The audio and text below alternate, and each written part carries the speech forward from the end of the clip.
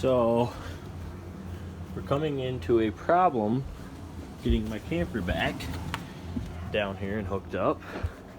My floor is soaked and really wet,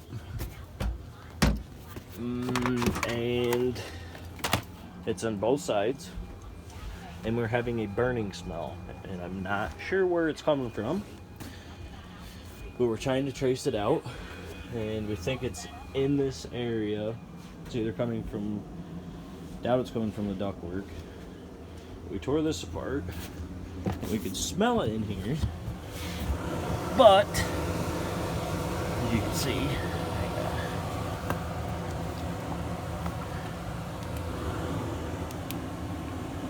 oh, that's nice. My battery's dead.